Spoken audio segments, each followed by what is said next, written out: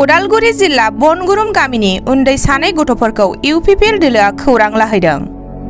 थांनाय साननैसो सिगाङाव जोंनि बड'सा खौरां बिजोङाव फोसावजानाय उदालगुरिनि सानै उन्दै खुदिया आरो सासे बिबैनि रादाबा गोहोम गोग्लैनायखौ नुनो मोननाय जादों। बेबायदियैनो दिनै बै नखराव गोबां आफाद आरो राजखान्थि हान्जाफोरखौ खौरां लाफैनायखौ नुनो मोनदों। उदालगुरि जिल्ला भैरबकुन्द बियाबनि सिङाव थानाय बनगुरुम गामिनि सानै उन्दै खुदिया रहित आरो अमित नार्जारी लोगोसे बिबै केट्रिना नार्जारीखौ उदालगुरिनिफ्राय माखासे इउपिपिएल राजखान्थि हान्जानि दैदेनगिरिफोरा दिनै बिथांनि बेरामखौ फाहामथाय लानो थाखाय राङारि अनसुंथाइ होफैनायजों लोगोसे गथ' सानैनो गाननाय जोमनाय सि जोम होनाय जायो।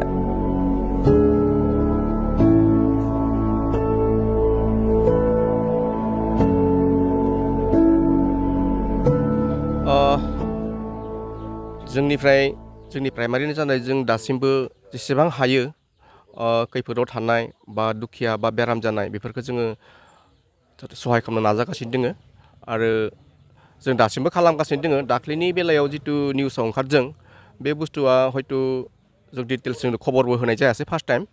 ओमफ्राय जेब्ला मिडियायाव ओंखारबाय जेब्ला फेसबुकाव नुबाय अब्लासो जों मिथिबाय। आरो प्राइमारि मोनसेब्लाबो थानाया दाब दाब जायगा दङ, गामिया बेलेग बेलेग, बे हिसाबै जों खबर मोनस्लाबनो हायैयाव जों बेखौ जोंनो खोन्थानायबो जायासै, बेनि थाखाय जोङो नायफैनो हायाखैमोन। खिन्थु दा जों मिथिबाय आरो मिथिनायनि जुगिदि जोङो जोंनि गोजौ लेभेलनि जिहेतु जोंहा ब्लक लेभेल दोङो, डिस्ट्रिक्ट लेभेल दोङो आरो गबिन्द सारमोन जों बिसोरजों रायज्लायनानै खबर होनाय जादों। आरो बे हिसाबै जोङो बेल' नङा, फैबाय थानाय समाव जेसेबांखि जोंनि ओनसोलाव दङ जों बिसोरनि थाखाय मोजां खामानि मावनो थाखाय सहाय होनो थाखाय जोङो रेडि दङ। थारमाने सोंखारिलिनि बेलायावथ' आंनि बुजिनाय मथेब्ला आंनि साननाय मथेबा बे गोरोन्थि आरो जों गावजों गाव बिदि सोंखारिबाय थानाया मोजां नङा। दिनै आंबो बुंनो हायो, नाथाय आं बेखौ बुंनायखौ हामजाया थारमाने। आरो एसे भुलावनो एसे दायावनो जुदि सोंखारिबाय थायोबा जोंनि समाजा गुबुंले जानो नागिरो आरो गोसोफोरा गाज्रि जानो थांबाय थायो थारमाने। आरो जोंनि हारिनि जितु जोंहा मिडियाफोर दोङो बा फेसबुकाव हगारो, इसोरखौ सिन्था खालामनानै एसे बुंनाया मोजां जायो होनना आं सानो आरो।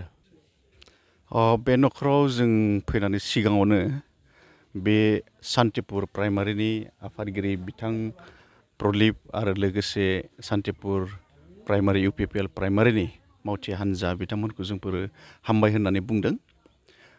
दिनै बिथांमोननि न'खर आब'नि न'खराव जों फैनो हाबाय। मार्टिन भाइ दोङो जोंजों लोगोसे आरो जोंजों लोगोसे माखासे लोगोफोर दंबावो।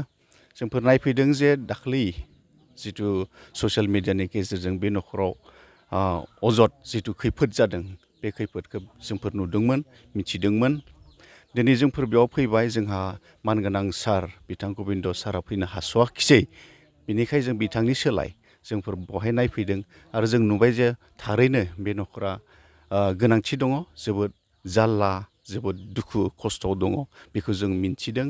आरो दिनै जोंनि इउपिपिएलनिफ्राय जानानै सार गबिन्दनि जानानै बिथांमोननाव फैनानै जों एसेल' जि हायो जोंनि फारसेनिफ्राय बिथांमोननो थांना थानो थाखाय अनसुंथाइ एसे होफैदों। आरो लोगोसे गथ' सानै दं, बाबुमोन दङ, बे बाबुमोननो थाखाय बिथांमोननो फरायनायाव बोरै फरायनांगौ बिथांमोनखौ एसे सुबुरुन होनायजों लोगोसे बिथांमोननो देहाखौ खोबना लानो थाखाय गाननाय जोमनाय एसे लानानै फैदों।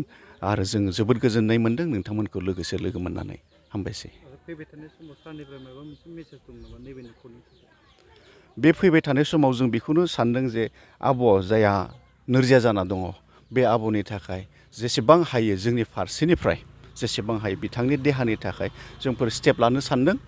जि जों मा होनना बुङो प्राइमारि लेभेलाव जि बिथांनि देहानिखौ आनजाद खालामनांगौ, माथो जादों माथो जायाखै बेखौथ' नायग्रोनांगोन नङा होमबा? बे नायग्रोनायनि उनाव उननि पर्यायावहाय जोंनि सारजों जोंफोर रायज्लायगोन, बोरै खालामबा जागोन बेखौ जों सिन्था खालामदों। फुटबल अनसायगिरिफोरनि थाखाय गोजोनथाव खौरां। फैगौ 9 अक्ट'बरनिफ्राय जागायगोन सेथि इन्टार-6 शेड्युल प्रिमियार लिग 2022। बिटिआर सरकारनि गेलेमु आरो लाइमोन अनसाय बिफाननि बानजायनायाव बे लिगनि मेचफोरा क'क्राझार, चिरांनि बिजनी, बाक्सानि मुसलपुर आरो उदालगुरिनि डिमाकुसियाव खुंफुंजागोन। सा-सानजा भारतनि 6थि फारिलाइयाव थानाय काउन्सिलफोरनि गेजेराव गेलेमु आरो लोगोआरि सोमोन्दोखौ गोख्रोङै लाखिनायनि थांखिजों बिटिआर सरकारा बे इन्टार-6 शेड्युल काउन्सिल प्रिमियार लिगखौ गिबि खेबनि थाखाय खुंनो सिगांदों। बे लिगाव सा सानजा भारतनि मोनजि काउन्सिलफोर फारियै Tripura tribal areas autonomous council, Khasi hills district autonomous council, Jaintia hills district autonomous council, Garo hills district autonomous council, Lai autonomous council, Mara autonomous district council, Chakma district autonomous council, Karbi Anglong autonomous council, Dima Hasao autonomous council, Bodoland territorial रिजियननिफ्राय गासै मोनजि हानजाफोरा बाहागो लागोन। बादायलायनायाव देरहासार जानो हानाय हानजा एबा चेम्पियन हानजानो ट्रफिजों लोगोसे नोगोद 3 लाख रां, सेथि रानार्स आप हानजानो ट्रफिजों लोगोसे नोगोद 2 लाख रां आरो नैथि रानार्स आप हानजानो ट्रफिजों लोगोसे नोगोद 1 लाख रां बान्था महरै होनाय जागोन। बे सेथि एन्टार 6 शेड्युल प्रिमियार लीगनि गिबि बादायलायनायखौ फैगौ 9 अक्ट'बराव उदालगुरि जिल्लानि डिमाकुसि मिनि स्टेडियामाव बेखेवजेनगोन आरो जोबथा एबा फाइनाल बादायलायनायखौ क'क्राझारनि साइन्स सेन्टाराव खुंनाय जागोन।